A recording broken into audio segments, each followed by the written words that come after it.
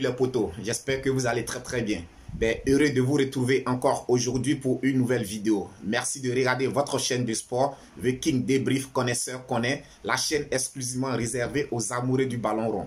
Alors, au sommaire d'aujourd'hui, nous allons parler des matchs de barrage de la Ligue des Champions édition 2021-2022 et aussi aborder les derniers dossiers très chauds du mercato estival. Pour ceux qui ont l'habitude de nous regarder, de suivre nos vidéos, on se dit à tout de suite pour plus de détails.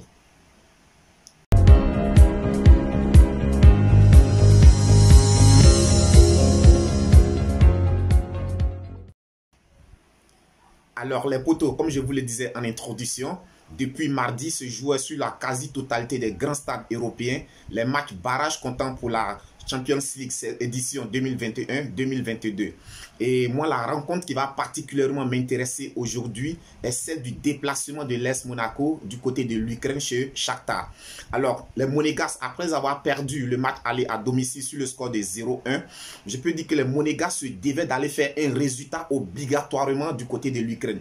Et ils avaient conscience de cela, ce qui leur a permis tout de suite, dès l'entame de la rencontre, les Monégasques ont commencé la rencontre avec beaucoup de détermination. Ils pressaient très haut. Ils allaient chercher même cette équipe de Shakhtar dans sa moitié de terrain.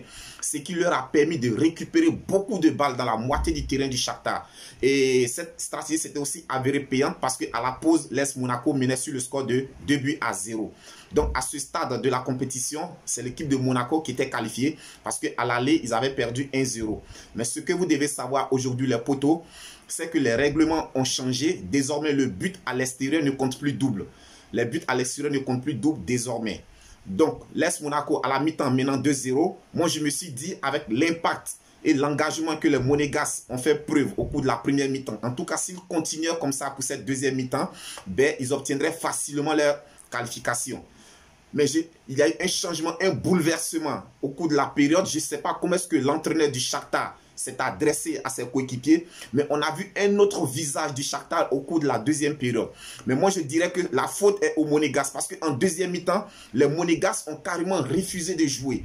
Ils ont abandonné le ballon à l'équipe du Shakhtar, ce qui a permis à l'équipe du Shakhtar de développer son jeu, ce qui a permis à l'équipe du Shakhtar de se montrer à plusieurs reprises dangereuse dans la défense des Monégasques. Et aussi, les potos, moi, il y a quelque chose que je ne comprends pas aujourd'hui dans le football moderne. Aujourd'hui, la meilleure manière de défendre dans le football moderne est d'attaquer. En première mi-temps, vous avez attaqué. Vous avez pressé haut cette équipe du Shakhtar. Vous avez empêché cette équipe de développer son jeu. Mais pourquoi ne pas continuer de la sorte en deuxième mi-temps et décider d'abandonner le ballon à l'adversaire? Même les Italiens qui sont les initiateurs du Catenaccio, aujourd'hui les Italiens ont abandonné cette stratégie-là. On l'a constaté lors de l'Euro. Aujourd'hui, la meilleure manière de pouvoir défendre, c'est d'attaquer. Mais l'AS Monaco, en deuxième mi-temps, ils ont voulu protéger le score de 2-0. Ils se sont recroquevillés sur leur défense, abandonnant le milieu de terrain à l'équipe du Shakhtar. Mais ça a été, ils ont tout de suite payé cash cette erreur-là. Donc, le Shakhtar revenant au score sur le score de 2-1, alors il a fallu aller aux prolongations pour pouvoir départager les deux équipes. Et moi, je l'avais déjà signifié, si l'AS Monaco allait aux prolongations, ils allaient perdre parce qu'ils avaient tout donné en première mi-temps. Et en deuxième mi-temps, ils ont longtemps souffert parce qu'ils ont été largement dominés par l'équipe du Shakhtar. Et à cause de la fatigue, je peux même dire, un autogol contre leur camp a permis à l'AS Monaco de se faire rejoindre au score 2-0. Donc du coup, l'AS Monaco s'est vu éliminé par le Shakhtar Donetsk. Donc félicitations au Shakhtar qui se qualifie aux dépens de l'AS Monaco sur le score de 2-0.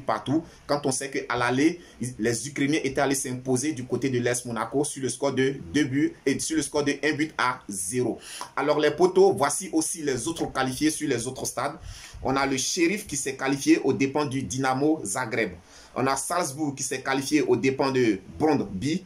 On a le Benfica Lisbonne qui s'est qualifié aux dépens du PSV Eindhoven. On a aussi les Young Boys qui se sont qualifiés aux dépens de Ferencváros. Et enfin, on a Malmö qui s'est qualifié aux dépens de Ludogorets. Donc sachez que voici les qualifiés à l'issue de ces préliminaires concernant la Ligue des Champions 2022. Et donc, le tirage au sort aura lieu ce jeudi à partir de 18 h du côté du siège de la FIFA. Nous serons là demain pour vous donner toutes les poules. Nous serons là demain pour vous donner aussi les compositions des différentes équipes. Mais avant ça, voici un peu la composition dans les différents chapeaux. Alors, sachez que dans le chapeau numéro 1, nous aurons Chelsea, détenteur du trophée, Manchester City, Atlético Madrid, Villarreal, le Bayern Munich, le Sporting Club de Lisbonne, l'Inter de Milan et Lille. Et dans le chapeau numéro 2, nous aurons le Real Madrid, le FC Barcelone, la Juventus de Turin, le Paris Saint-Germain, Manchester United, Liverpool, le Séville FC et le Borussia Dortmund. Ça, c'est pour le chapeau 2. Dans le chapeau 3, nous aurons le FC Porto, l'Ajax d'Amsterdam, le Leipzig, l'Atlanta Bergame, le Zénith Saint-Pétersbourg, le Benfica, le Salzbourg et le Shakhtar Donetsk. Et enfin, dans le chapeau numéro 4, nous aurons le club de Bruges, l'AC Milan, Wolfsburg, le Malmo, les Young Boys, le Sheriff Tiraspol, Beşiktaş et le Dynamo Kiev. Donc, voici un peu la composition des 4 chapeaux. Et comme je l'ai dit, le tirage au sort, ce sera pour ce jeudi à partir de 18 h du côté du siège de la FIFA. Tour d'horizon par les derniers dossiers très chauds du mercato estival. Alors, fini le suspense, fini le feuilleton Harry Kane du côté de Tottenham. Sachez que l'international anglais cette semaine a fait savoir à sa direction qu'il allait rester au club. Donc je peux dire que c'était un ouf de soulagement pour tous les supporters de Tottenham des Spurs qui n'attendaient que cette bonne nouvelle. Donc voilà, c'est fini le dossier Harry Kane. Harry Kane restera avec les Spurs de Tottenham cette année. Et aussi concernant le cas Kylian Mbappé, le Real Madrid aurait fait une première offre au Paris Saint-Germain d'un montant de 160 millions d'euros. Mais les Parisiens ont refusé tout de suite cette offre parce qu'ils n'entendent pas libérer leurs pépites sur ce montant-là.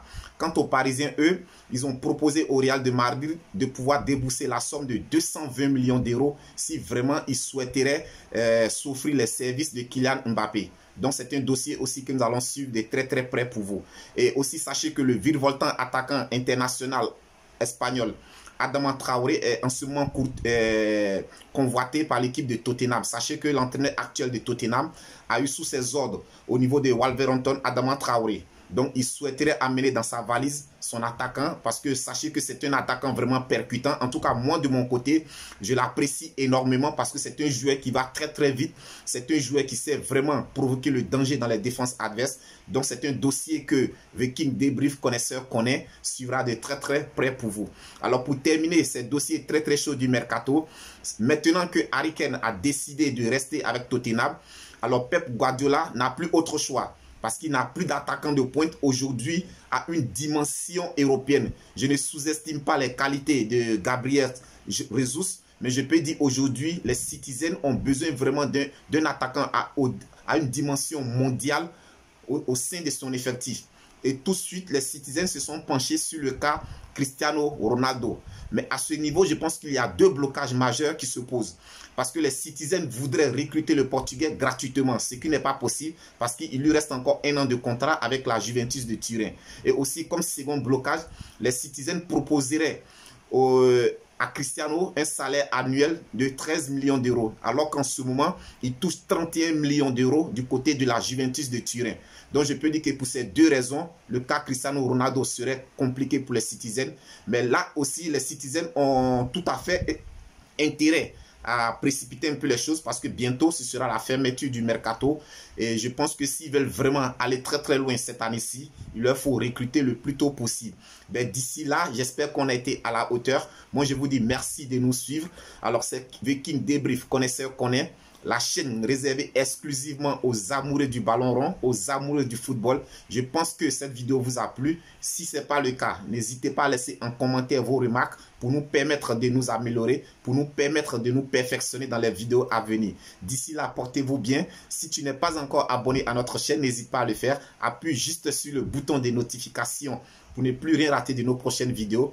Partagez, commentez, likez, car l'aventure ne fait que commencer. Moi, je vous kiffe énormément. Je vous dis à très bientôt pour une prochaine vidéo. D'ici là, que Dieu vous protège.